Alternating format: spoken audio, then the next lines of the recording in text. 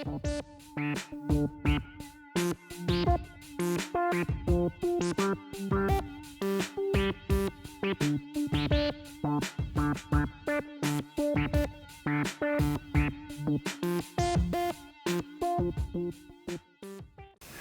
everyone, welcome back to Dragonfly Engineering. This week we're going to load our new mold that we made in a previous episode into the molding machine, and I'm going to show you all the steps to load the mold and mold parts. If you recall from the last episode, the last 3 episodes, we made this mold to mold a test piece for measuring the shrink rate and the quality of various plastics to be molded into this test coupon. But before we load this mold into the molding machine, we need to do one last measurement step to make sure that the mold is square, so we don't actually tweak or warp the molding machine with an unsquare mold, because 25 tons of force is going to clamp onto this mold. So the front surface and the back surface of the mold need to be parallel to each other. Okay, so this is my test setup for measuring the parallelism of the mold, of the A side of the mold. So I've got a couple of 1, 2, 3 blocks that are sitting on the granite surface, and then we've got our height gauge here. And the mold, when it loads into the molding machine, actually references this machined flat surface. And then this round cylinder actually is what keys the mold into the A side of the molding machine. So the important thing is that this machined surface here is parallel to the other back surface of the mold. So what we're going to do is set the machined surface onto these 1, 2, 3 blocks, like so. And then we can bring in the test or the height gauge. Make sure the blocks are seated correctly. And then we make sure that our gauge is, or our dial indicator is set to 0. And now I'm gonna move this this mold around on the surface, and of course there's the airplane. And as you can see, the needle's not moving. Try not to drag the needle over where the actual part is going to be molded. But this is showing that the A side of the mold is flat and parallel to the parting surface is parallel to the reference plane of the mold. I've already done this on the other side of the mold, and I had to add a 1000 shim, or 25 microns, to ensure that everything stacks up and is parallel from the front to the back of the mold. This is some video of the Boy injection molding machine service tech coming out to help swap out the larger safety gate with a smaller safety gate that works better with my small orange Kuka robot. And I'd like to thank Boy Machines in general for accommodating such a fast delivery that I needed to fulfill one of my jobs. They actually sent their demo machine with the larger gate, and then sent the service tech out to swap out the smaller gate once it came in from Germany. So again, thanks for Boy for all your help, and I look forward to working with you more. So the first thing I like to do when I'm loading a new mold into the molding machine is to put a piece of soft pine wood down across the opening or the chute where the parts fall out. And this is just to kind of hold your mold and make sure that it doesn't fall through to the floor if you mess up mounting your mold. So let me go ahead and grab this mold. The next thing that we add is this thermal isolator plate, which is fiberglass and plastic. It's high temperature, high strength, kind of like garolite, I think it's the type, or circuit board material. So we'll stick this guy on, and I need to get the mounting bolts for the A side of the molding machine. So we're using these 3/8 inch bolts, and we're going to string the bolts through the back side of the platen of the molding machine. And then we come along and we bring in the mold. So the A side with the alignment ring basically fits inside of this 110 millimeter circle. So let's go ahead and do that. I'll bring this in and line the circle up with the alignment ring and the molding machine platen. And then with my other hand, I'm just going to hand tighten the 3/8 bolt to get the mold started. All right, so now you're looking at the front of the molding machine, or the back side of the A side of the clamp in the molding machine. where I've started the screws, and then we'll just tighten these guys down. All right, so now that we got this mold firmly bolted to the A side of the mold with this insulator, we don't need this safety block of wood anymore, so we can pull that out. Then the next step is to set up the ejector plate push rod. So what we're going to do next is install the threaded rod in the back of the mold that connects this port, which is the threaded hole for the ejector plate, which is this guy right here. This is the ejector plate. That threaded rod is going to connect to the threaded rod on the hydraulic cylinder, which actuates the ejector plate, which is that threaded rod right there. And then in the back there you can see the hydraulic cylinder, which actually applies pressure to eject parts out of the molding machine using ejector pins. So let's do that next. Using this threaded rod setup right here, we're going to go ahead and thread this connection in. So I'm going to screw the 1/2-13 part of this bolt into the ejector plate in the back. All right, so this 1/2-13 jam nut, and then this thread adapter is on the other end of this push rod, and then this thread adapter is going to screw into the hydraulic cylinder in the back. But to do that, the next step is to put the machine into setup mode and close this clamp onto the back of the mold. So we'll go ahead and close the safety gate. So to set up for the machine in setup mode, which is used for measuring the height of the mold, setting the injection unit location and the carriage location and the shot size and everything, we have to go into setup mode. Let me close this nozzle, the safety gate here. And you saw how and then now we're doing a little bit of oil warming because we're a little bit below the minimum oil temperature. But we can skip that for now. So I'm going to go to manual mode by touching here on the screen. And then if I touch and then touch again, this green bar says that we're going into setup mode. So now when this manual mode is flashing red, we can now move all the axes and adjustments and settings in the molding machine to set up the mold.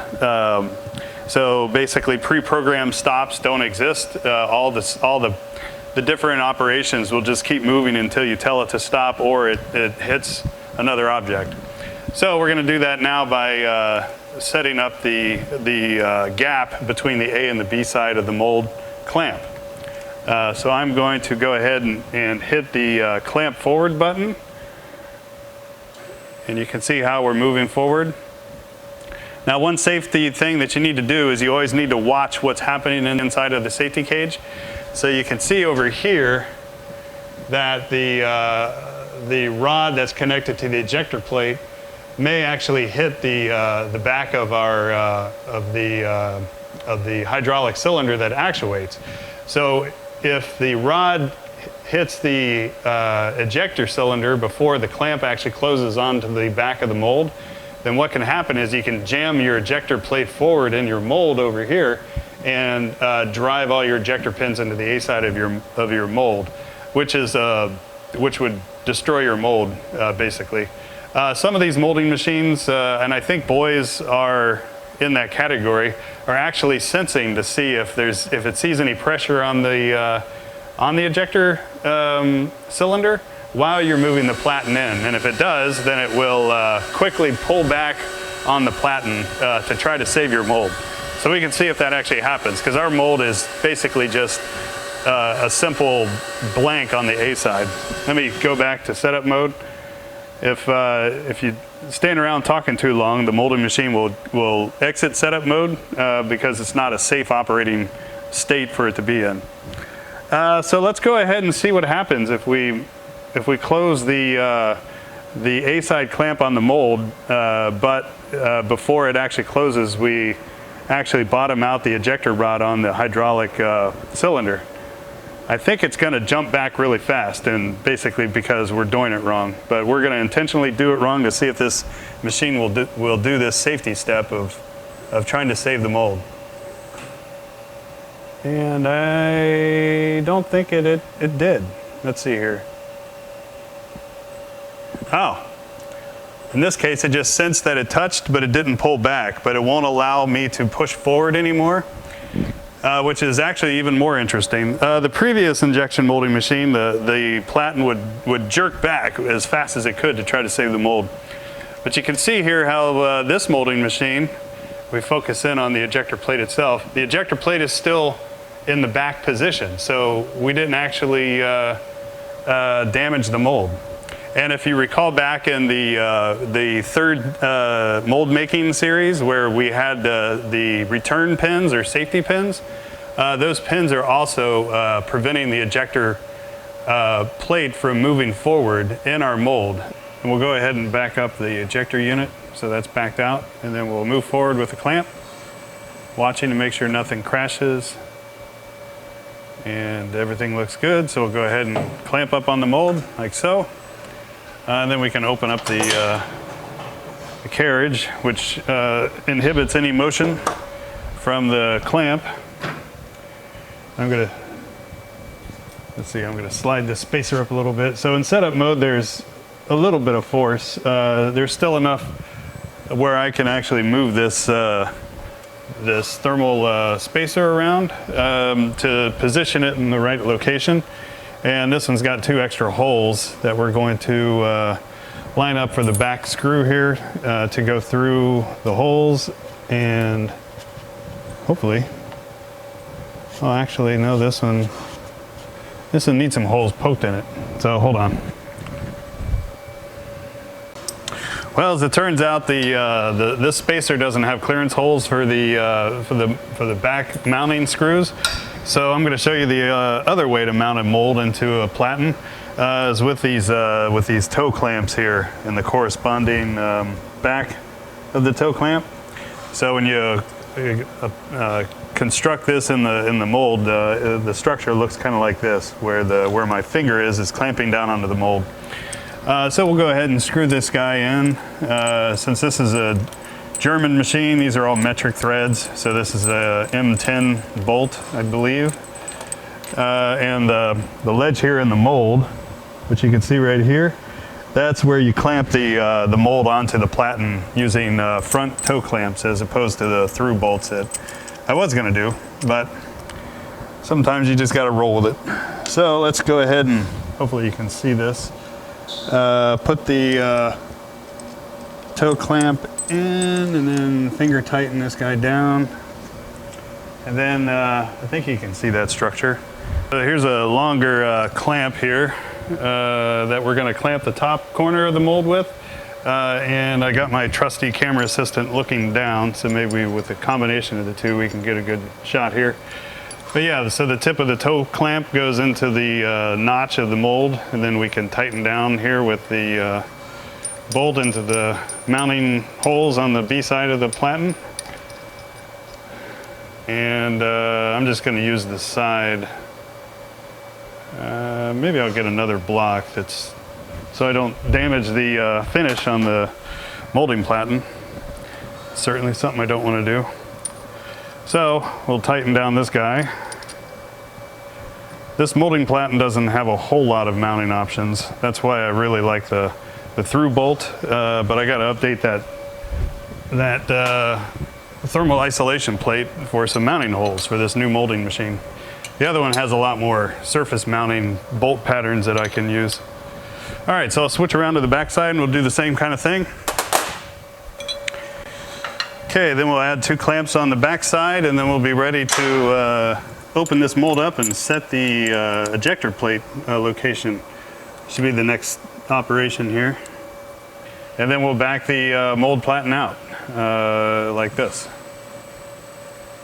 Okay, and there's our mold that's in the open position.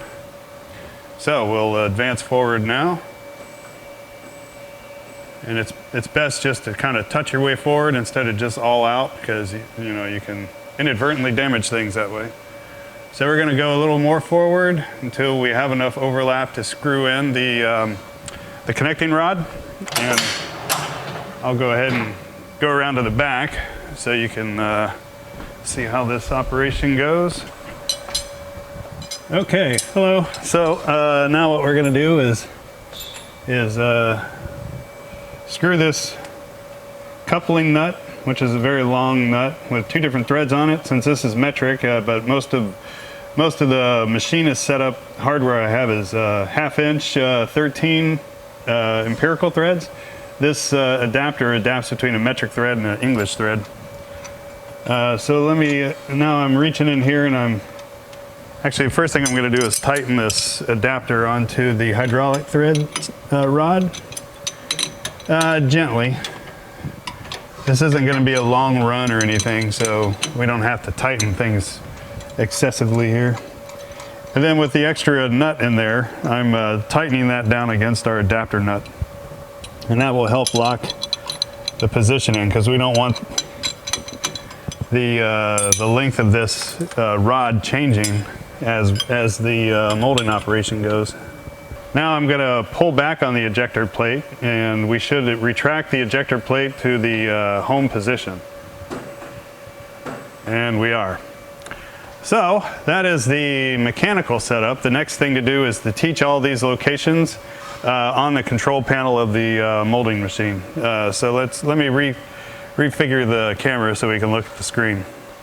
So the next step after we load the mold into the clamp and we connect the ejector system in the setup mode is to set up a new program for this mold. So to do that, we're going to go up here to the program screen, and we are going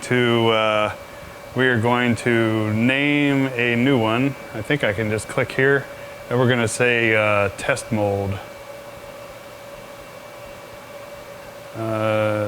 Dash mold, and then I think enter. Yeah, so test mold is the name of our mold, and we're going to save that. So it's saving the information, and then we're going to update a lot of the information, like teaching the molding machine how thick the mold is and where to actually apply the clamping force and the location of the ejector system. So now, after we've created our new test mold file, we're going to go back to setup mode. Probably going to be jockeying the camera back and forth a lot, so I apologize. And then we'll go to the main page. Actually, we'll go to the mold clamp page. So this page is all the settings for the mold clamp, but the first thing we need to do is tell the molding machine how thick the mold is. So I'm going to go ahead and close the mold, like so. And then back to the screen here, I am going to tell it to set 0 right here. And now the machine knows that that is the height of the mold.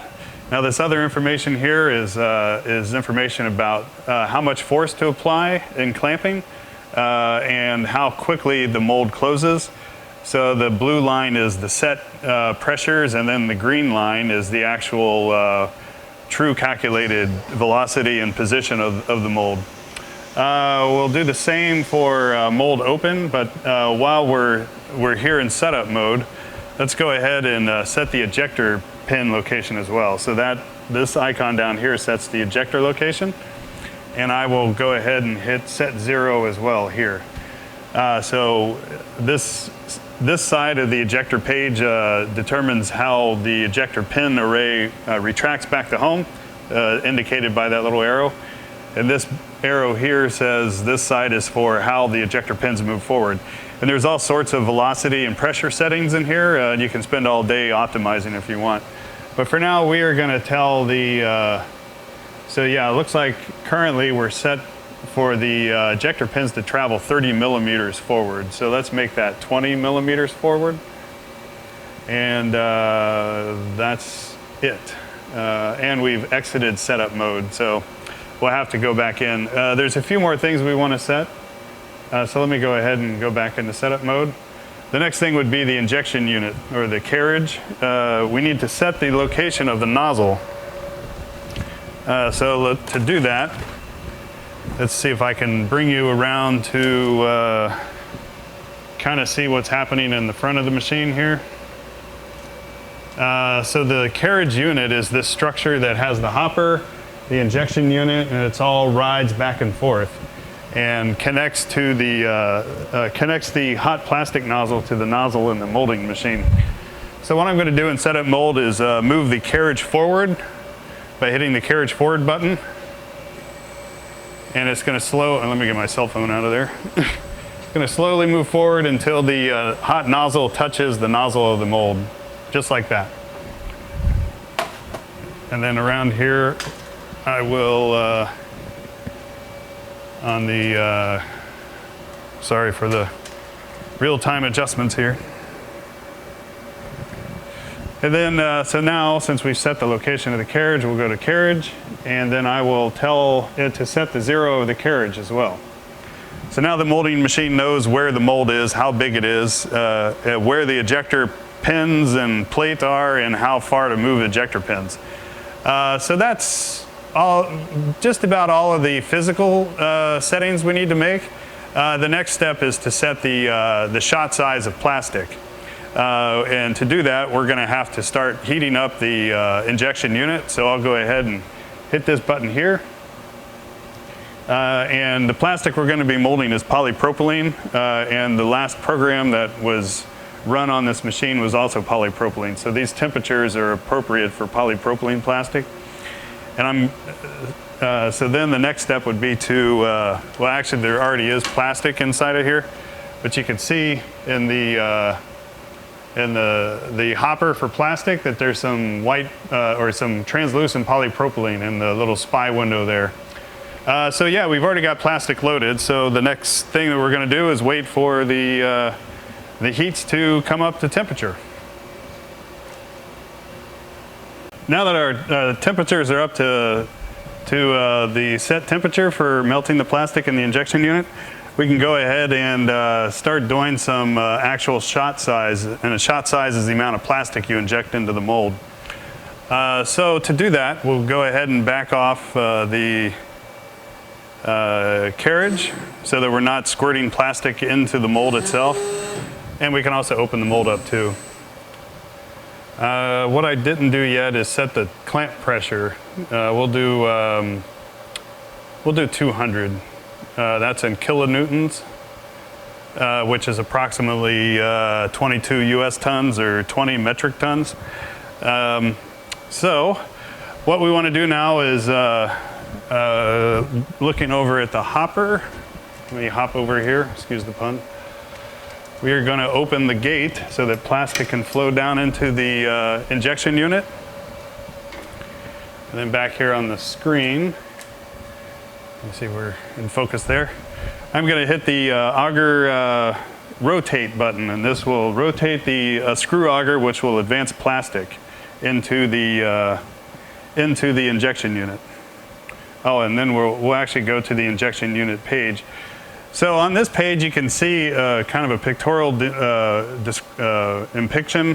depiction of the screw auger inside of the injection unit. And right now we're 23 millimeters back because I always back the auger away from the front of the injection unit. But we're set at 19 millimeters for advancing molten plastic into a column that's ready to shoot into the mold.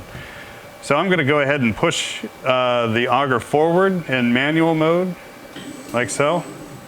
And it's hard to see because of all the safety guards, but we squirted some hot plastic out. In fact, I can use my cell phone to show that. The molten plastic looks like coming out. The polypropylene is clear when it's molten, and then it kind of turns a translucent color after it solidifies. All right, I got a 2-camera setup here. My assistant is holding one camera at the window and the other camera is looking at the screen of the molding machine. So let's go ahead and we will fill plastic up to the amount needed, and then we'll back it out. That's the suck back step, so that you're not drooling plastic out the front. And I think we are set. Let me try the ejector pins real quick. Those eject right and they retract. Let's go ahead and close the mold to make sure we're safe. I didn't want to close. I probably need to increase the clamp pressure on the mold. So we'll go to, let's see, clamp, and So when the mold closes, you want to have at the beginning of stroke, which is back here, you've got 1500 psi of hydraulic oil pressure. And then as the mold gets closer and closer to closed, you want to reduce the pressure. And what's happening is the injection molding machine is sensing to see if there's a part stuck on your mold that's going to get crushed between the two molds when it closes. So if the pressure of closing the mold exceeds 300 for more than 3 seconds, then the molding machine gives up. And in fact, in this little icon, you can see how a little thing is stuck between the molds. And that's called a mold safety pressure. But since our mold is kind of tight, we're going to increase the maximum clamping pressure to 500, and then we'll see what happens. So let's go ahead and close the mold now. And that sound at the end, well, one thing is the mold closed all the way to 0, and then you heard that sound, and that's the high pressure clamping, which happens in the last few millimeters of travel. So that shows that, yeah, we're good to go on clamping the mold. Let's make sure we can open, and the mold does open. So I think we're set to run or mold our first part. So I'm going to go ahead and click on semi-automatic mode. I have to reset the last run finished all the parts. So it's telling me you're done. And then we'll go back to the main page. So we're still in semi-automatic mode. And this flashing green diamond means that we are ready to go to run our first full cycle of molding this part. So let's go ahead and hit that and see what happens. And there the injection unit advances, and we squirt plastic in, and there's approximately 3 millimeters of plastic remaining. That's called the cushion, and you don't want to inject all the plastic into your mold because you need some plastic to impart pressure into your part. So there let's just, yep. Okay, so it looks like the part stuck on the A side. I'll go ahead and open this door up so you can see what I'm talking about. And it looks like we had too much pressure because we've got some flash. So here's the first part, but we don't have an undercut in our sprue yet to pull the sprue out of the A side. So what happens is this part, which is had too much injection pressure to start with, is stuck on the A side. To fix that, we grab the old screwdriver, or actually, here's an old pair of wire cutters that my dad gave me, which has an angle on it, or an arc. So what I'm going to do is I'm going to grab here and I'm going to pry the part out, like so. And then here's our first molded part. Ta-da! So the next step is I need to hammer in a couple of indents in the core on the B side of the mold. So while I'm doing that, I'll also adjust the flash, or the injection pressure, to reduce the flash. So let me do some updates and I'll get back to you. All right, so I updated the injection pressure to reduce the flash on the part, and I also put some undercuts in the sprue ejector side, or the B side of the mold. So let's see if that helped and allowed us to pull the part out of the A side and also eject the part and have a decent looking flash, or no flash. Let's see what happens.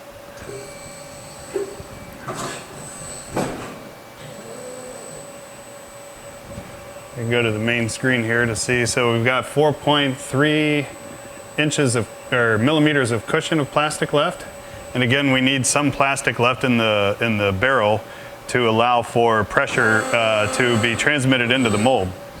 And then we reloaded plastic, and then the carriage backed up. And there we've got a part that stuck to the B side and ejected correctly. So let me grab that. Let me open up the mold here, or the mold chamber or area. So here is our part. As you can see, the little knobs that I put on the sprue puller side of the sprue system did their job, and the part pulled out of the A side, and then we ejected the part, but we still have flash, as you can see here. So I'm going to reduce the flash, and we'll just keep on molding and see what happens. In fact, we're pretty close to running this in automatic mode because that part pulled out so well. But let's try a few more shots. Oh, and another thing, this machine is set up to cycle every time you close the door in semi-automatic mode. So we're gonna mold another part just like the last one because there's too many cameras in the way to get to the screen. We're back over on the screen here, and I'm going to start making adjustments and looking at the parts. So we're gonna play with the injection profile. There's two types of injection. There is the basically the fill phase, which is this guy. I think they call it, filling phase. And here you can set the velocity of plastic and injecting into the mold, as well as the pressure that you're applying to fill the plastic. Now this polypropylene usually flashes out because it's a very fluid plastic when it's molten. So we're gonna reduce the injection pressure. The initial shot, or the beginning of the injection is at 22 millimeters. It was 1500 PSI, but we're gonna make it 1000 PSI. And then over here, we will drop the pressure to 600 PSI and 500 PSI. Green button here, and we'll see what the next part looks like. Again, I got both cameras rolling here, so, and here you can see that we actually didn't get to the 7 millimeters, so the machine is just pushing, trying to get to 7 millimeters before it goes into the pack phase. So I'm going to go ahead and stop this. It looked like we had a lot more flash accumulating being part of the volume of plastic going into the mold than I thought. So we're going to go up here and reduce the shot size, or the amount of plastic that the auger sets up and melts and ready to inject into the mold, from 22 millimeters to 20 millimeters. I'm going to go ahead and open the mold up. We're back in manual mode because we've got a part in there now, so we can't inject another part. And I'm going to eject out that part. And the part falls out with one shot, and it doesn't seem to be deformed or anything. In fact, let me get that part.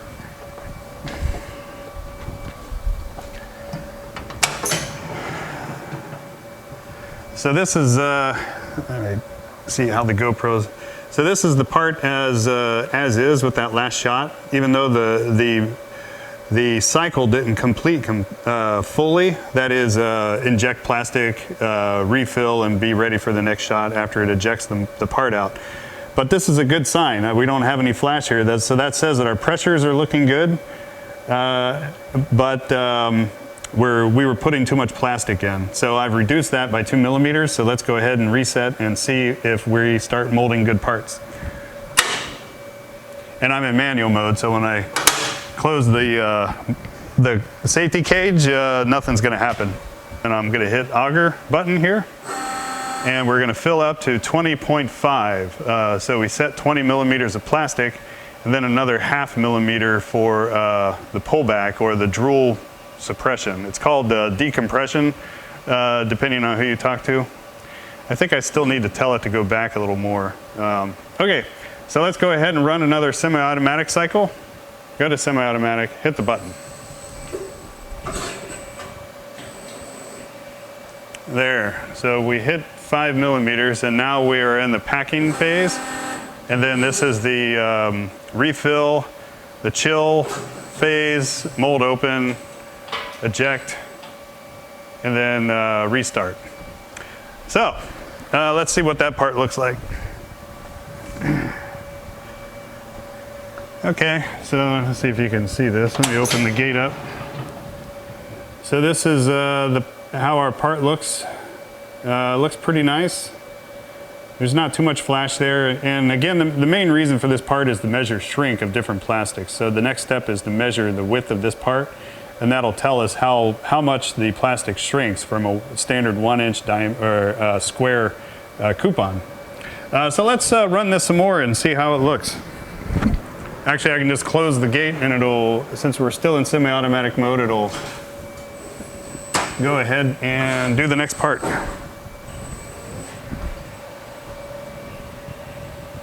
can get this cable out of here. I guess I gotta wait.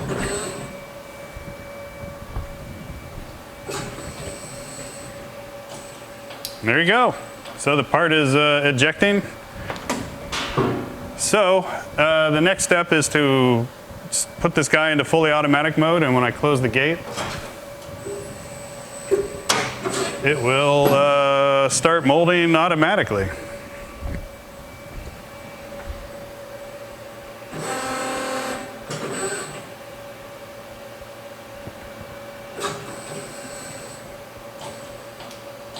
There you go.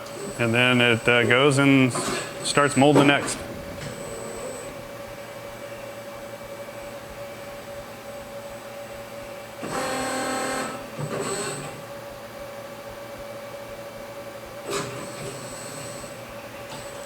And that's it. We are molding in automatic mode our test coupon. This is a shot of the mold action with the molding machine optimized. I think we've shot about 30 parts now. So there we open and then eject. We do a double eject just to make sure that the part comes out so it doesn't get jammed up in the molding machine. One last thing is to measure the final mold shrink for this polypropylene that we used.